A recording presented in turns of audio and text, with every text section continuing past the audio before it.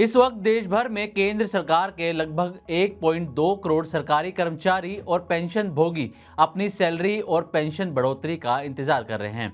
इस साल जनवरी में जब से केंद्र सरकार की तरफ से 8 पे कमीशन लागू करने की बात की गई है, उसके बाद से कर्मचारियों और पेंशन धारकों के लिए इंतजार करना और मुश्किल होता जा रहा है। लेकिन अब तक जो अपडेट है उसके मुताबिक 8 पे कमीशन लागू होने में देरी होती हुई नजर आ रही है। ऊपर से अब डीओपीटी के सर्कुलर ने और ज्यादा टेंशन बढ़ा दी है। अब आप सोचेंगे कि आखिर डीओपीटी के सर्कुलर में ऐसा क्या है, तो चलिए मनी 9 की इस वीडियो में डिटेल में आपको बताते हैं कि आखिर 8th पे कमीशन के तहत नियुक्तियों को लेकर डीओपीटी के सर्कुलर में क्या कुछ कहा गया है। क्या 8वां वेतन आयोग समय पर लागू हो पाएगा, 8th पे कमीशन आने पर सैलरी कितनी बढ़ जाएगी और क्यों अब तक आयोग का गठन नहीं हुआ है, तो वीडियो को लास्ट तक जरूर देखिएगा। अब वीडियो की शुरुआत करें तो सबसे पहले आपको ये बताते हैं कि आखिर 8वां वेतन आयोग यानी कि 8th पे कमीशन है क्या, जिस पर हमारी पूरी कहानी बेस्ड है।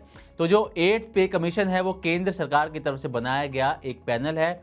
सरकारी कर्मचारियों पेंशनर्स के लिए वेतन और डीए की समीक्षा करता है। ये जो पैनल बनाया गया है, हर 10 साल में एक नया वेतन आयोग आता है। 7वां वेतन आयोग जो अभी चल रहा है वो साल 2016 में लागू किया गया था। अब 8वां वेतन आयोग 1 जनवरी 2026 से लागू होने की संभावना है, लेकिन फिलहाल इसमें देरी होती हुई नजर आ रही है। 16 जनवरी 2025 यानी इसी साल की शुरुआत में आयोग के गठन को मंजूरी दी गई थी। तो ये था 8वां वेतन आयोग। अब 8वें वेतन आयोग की मौजूदा स्थिति क्या है ये भी जान लीजिए। जैसा कि हमने आपको शुरुआत में बताया कि करीब 1.2 करोड़ केंद्रीय कर्मचारी और पेंशनधारी जो हैं वो इसका इंतजार कर रहे हैं लागू होने का। जनवरी 2025 में आयोग को सैद्धांतिक मंजूरी दी गई थी, लेकिन जुलाई 2025 तक यानी कि करीब करीब 6 महीने बाद 7 महीने बाद तक इस आयोग का गठन नहीं किया गया है। साथ ही अध्यक्ष और सदस्यों के नाम भी अभी तय नहीं हुए हैं। इसी के साथ टर्म्स ऑफ रेफरेंस यानी कि टीओआर भी अभी तक जारी नहीं की गई है। यानी कि साफ है कि वेतन आयोग की प्रक्रिया अभी भी शुरुआती स्तर पर ही अटकी हुई है। अब देरी की बड़ी वजह क्या है ये भी जान लीजिए। जो शुरुआत में हमने आपको बताया था डीओपीटी का सर्कुलर, उसी पर हम ये चर्चा करने वाले हैं। दरअसल department of personal and training यानी कि डीओपीटी की तरफ से अंडर सेक्रेटरी लेवल के पदों पर नियुक्ति के लिए आवेदन मांगे गए थे। पहले 21 मई इसकी आखिरी तारीख तय की गई थी, लेकिन बाद में इसे बढ़ाकर 10 जून किया गया था। उसके बाद इसे एक बार फिर से बढ़ाकर 30 जून किया गया था और अब एक बार फिर से आखिरी तारीख को बढ़ाकर 31 जुलाई 2025 कर दिया गया है। यानी कि ये चौथी बार है जब आवेदन की आखिरी तारीख को बढ़ाया गया है। ये आवेदन 8वें वेतन आयोग के लिए जरूरी स्टाफ की नियुक्ति से जुड़े हुए हैं। इसका मतलब यह है कि सरकार अभी भी आवश्यक संसाधनों और अधिकारियों को तय करने की प्रक्रिया में है, जिसकी वजह से इस आयोग को लागू होने में देरी होती हुई फिलहाल नजर आ रही है।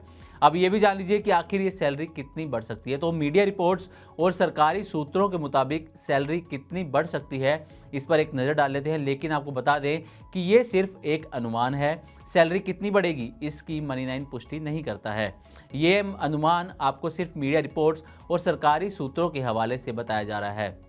तो जो लोग लेवल 1 पर हैं, मान लीजिए उनकी सैलरी अगर अभी 18,000 है, तो 8वां वेतन आयोग लागू होने के बाद उनकी सैलरी 51,480 रुपये तक पहुंच सकती है।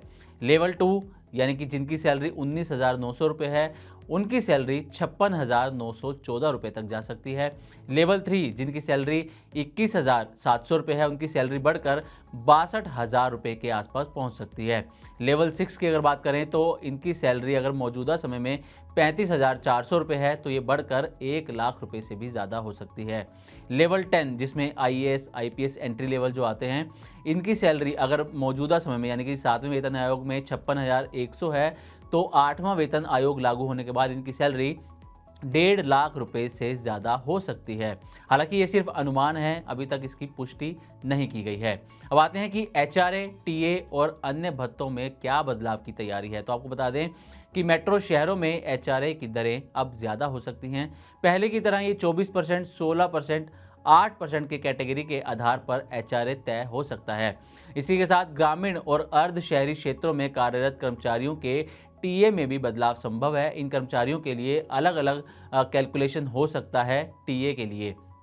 अब कुछ पुराने और अनावश्यक जो अलाउंसेज है उनको भी हटाने पर सरकार की तैयारी चल रही है। इसी के साथ सिस्टम को ज़्यादा पारदर्शी यानी कि ट्रांसपेरेंट और प्रैक्टिकल जो है वो सरकार बनाना चाहती है, जिसके तहत ये कदम उठाए जा रहे हैं।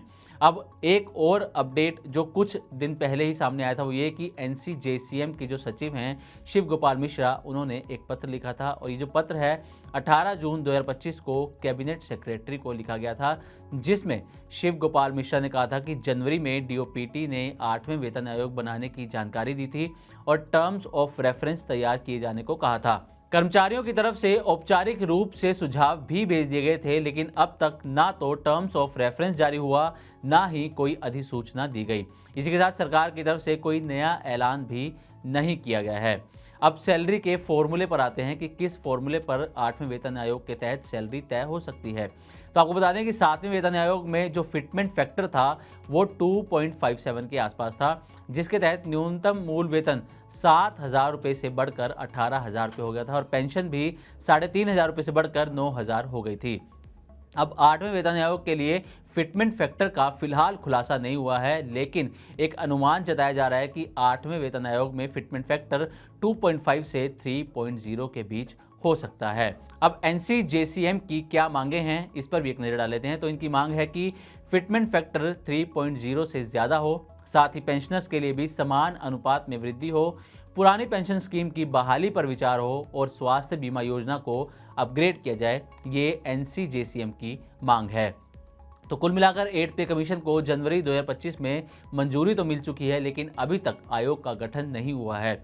अध्यक्ष, सदस्य और टर्म्स ऑफ रेफरेंस का इंतजार अभी भी है। आयोग की प्रक्रिया में देरी के कारण 1 जनवरी 2026 से 8 पे कमीशन लागू होना फिलहाल मुश्किल लग रहा है। ऐसे में देखना ये होगा कि अब सरकार इस पर क्या कदम उठाती है और कब तक 8 पे कमीशन लागू होता है। तो उम्मीद करते हैं कि हमारी तरफ से दी गई जानकारी आपको अच्छी लगी होगी। इसी तरह की और भी वीडियोस के लिए देखते रहें Money9 और सब्सक्राइब करें हमारा चैनल। साथ ही बिजनेस और पर्सनल फाइनेंस से जुड़ी तमाम खबरों को आप हमारी वेबसाइट money9live.com पर भी पढ़ सकते हैं।